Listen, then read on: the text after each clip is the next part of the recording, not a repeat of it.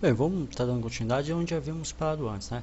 Olha só, a gente sabe que estamos em um ambiente aqui totalmente 2D, né? Que nem você está vendo, ó, tá?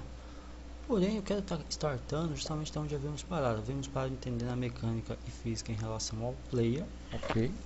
Agora vamos ter uma continuidade em relação à parte de inteligência artificial em cima do player, porque assim, o player é a essência, né? A partir do momento que eu não tenho controle sobre o meu jogador, né? O meu player, independente se ele está aí tematizado em formato de nave, carro, veículo, um FPS, enfim, independe do tipo de player, se eu não tenho controle sobre algo no jogo, então eu não tenho um player. E aí eu vou vir aqui, ó, dar um pulinho em hierarchy, onde estávamos trabalhando, ó, player, inspector. Eu quero que você abra o arquivo player, né? A gente estudou todas essas informações aqui, né? Todos esses itens, né? Na última aula. E agora eu quero que você venha aqui em player. Bem, você sabe que todas aquelas informações, né? Lá no inspector, na verdade são variáveis que são acessadas e recebem valores em tempo real e dinâmico por esse código aqui de inteligência artificial, que não é grande, só tem 58 linhas, por isso a gente vai matar ele de uma vez só nessa aula de hoje, tá? Eu invoco as bibliotecas padrão, deixa eu não judiar da sua vista, né? Segurando a tecla Ctrl com o botão do meio do mouse rolando para frente, eu dou um zoom out aqui para não judiar da vista de ninguém. Eu tenho duas bibliotecas, que são as bibliotecas default, né? E aí vem aquele parênteses, né? Se você não viu a parte de programação em C Sharp, dá um pulinho lá no módulo de C Sharp com Unity 3D, tá? Para que você não fique aí tão perdido, tão atordoado, ok? Ó, você vê que já é C Sharp por causa do CS, porque eu já tenho essa invocação de biblioteca logo de cara. Eu tenho uma classe monocomportamental, tá? Denominada play, ou seja, tem que ser o nome do arquivo. É chamada spaceship, né? Esse sempre você sabe, a rotininha update é que faz com que é equivalente como se fosse, vamos dizer assim, o que faz, por exemplo, obviamente são vários fatores que, por exemplo, o motor de um carro funcionar, mas sem aquela correia dentada o motor para.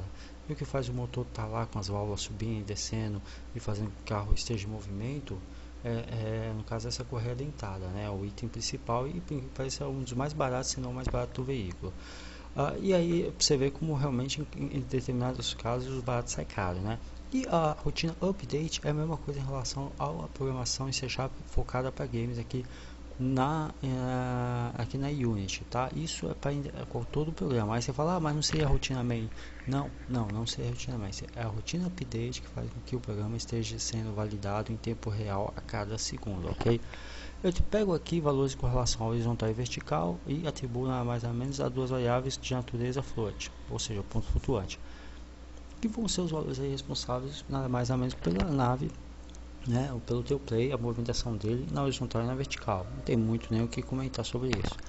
A normalização e atualização vou fazê-lo a partir de uma declaração, né, ou seja, estou recebendo os dois valores de x e de y, que são esses aqui, ó, estão sendo repassados aqui como argumento na natureza da rotina vector2, ou seja, eu tô dizendo, primeiro eu disse que essas duas variáveis vão ser do tipo float, vão estar armazenando o que? Ponto flutuante.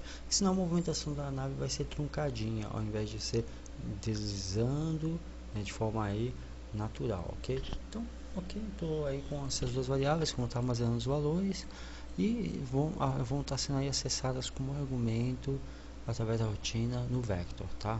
No vector 2 e estou atribuindo esses dois valores à variável direction, ou seja, a direção, ok? E passando o que?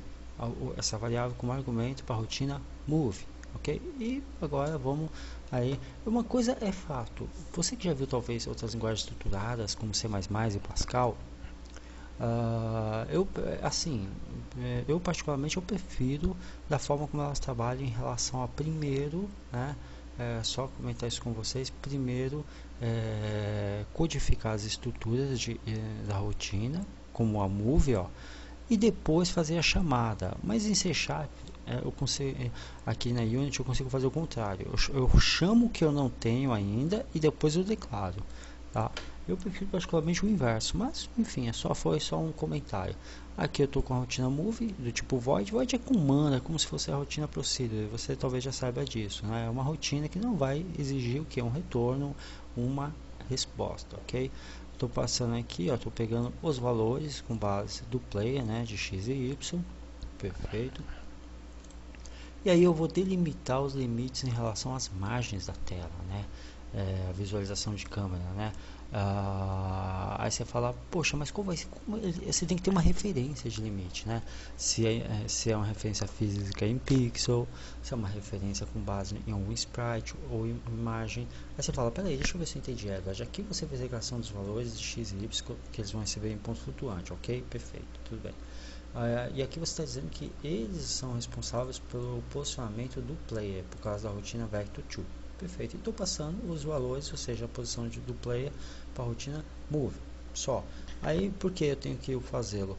Não só para poder estar armazenando esses valores, mas para poder estar tendo um parâmetro para fazer comparativo de margem, né? Porque a navezinha ela não pode se perder na tela, ok?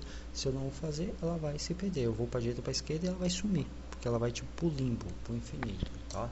E aí eu vou pegar nada mais ou menos do que a visualização de câmera, né?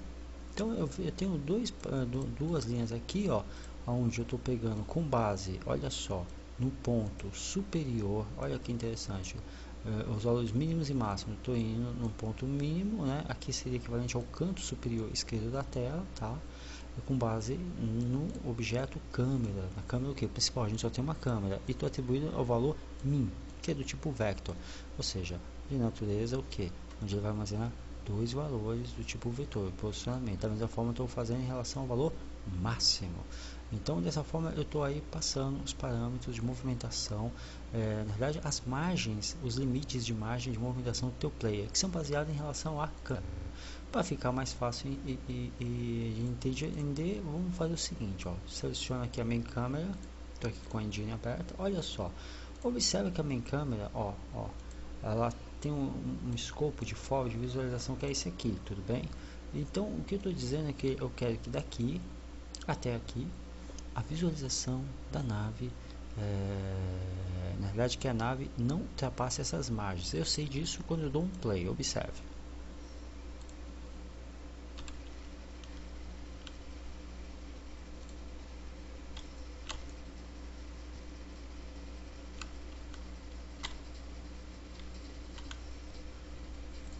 Claro que tudo isso por si só não é suficiente, eu só estou declarando o valor, né?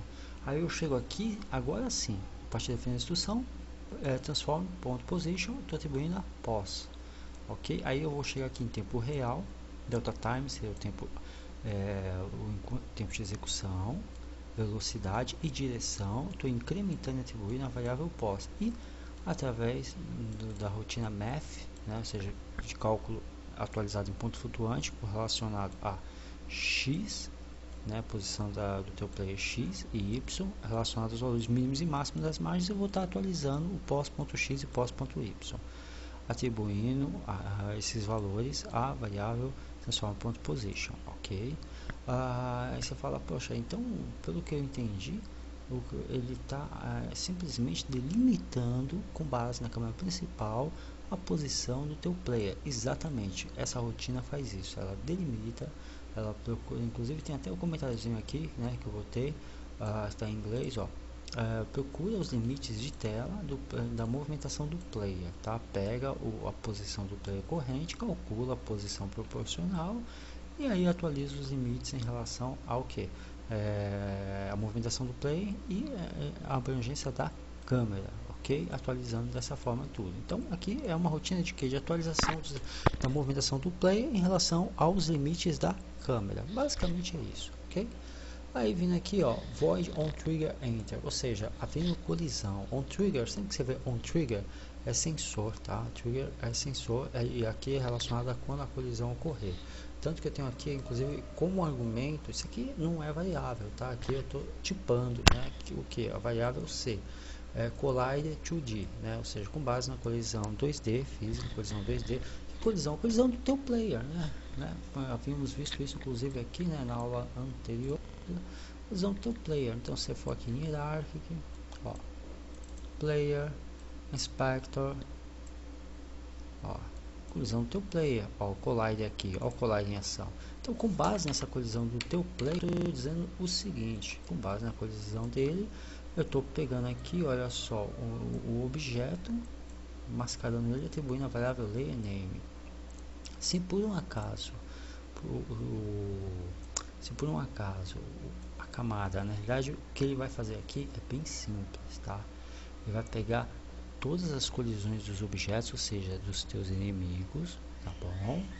E vai comparar se eles são realmente inimigos ou não. Se forem, né? Se por acaso estiver com a tag escrito bullet, ou seja, de bala, e o argumento enemy de inimigo, ou se forem inimigos, tá? Ele vai fazer outra validação. Se no caso é a bala do inimigo, tá ok?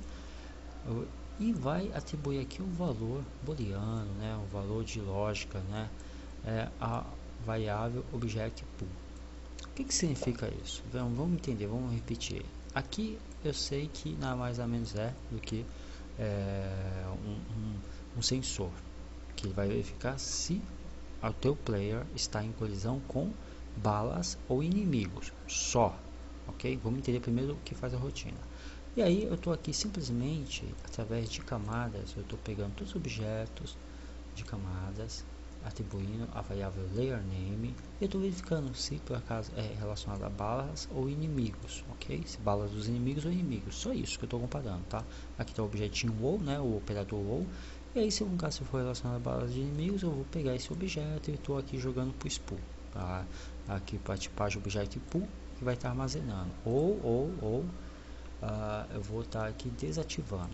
Ok, então se não for bala de inimigo, eu vou estar desativando, tá bom? Isso é apenas para poder detectar a colisão, ok? O gerenciamento de game over, né? Isso vai ocorrer quando houver o que? Uma colisão, em especial um crash com o inimigo ou as balas do mesmo. E aí eu vou chamar a rotina de explosão, ok? Você tá o teu objeto, ou seja, você vai perder controle sobre o teu player, set active false. Ou seja, eu vou pegar o teu player e vou simplesmente desativá-lo, porque deu game over. Ó, gerenciamento do fim do jogo, explosão, aquela rotininha não, aquela animação de explosão que podemos fazê-lo, e vou estar desativando o teu player. As chaves fechando, né, as estruturas aí, normal, e é isso. Essa é a parte da inteligência artificial relacionada ao teu player. Obviamente essas rotinas aqui estão em outros arquivos, ok? E o que faz com que eu consiga acessá-las e ter rotinas aqui acessadas é o fato de o player ser uma classe o que? Pública, public class. Se fosse private eu não conseguiria fazê-lo, ok? Então, próxima aula a gente vai ter continuidade. Há vários arquivos de programação, obviamente, para a gente analisar, mas não é, né? É menos complexo do que o primeiro módulo, do que o primeiro projeto, ok? Dúvida? É só entrar em contato comigo, Skype, e-mail, ou liga aqui na Camaleão Digital.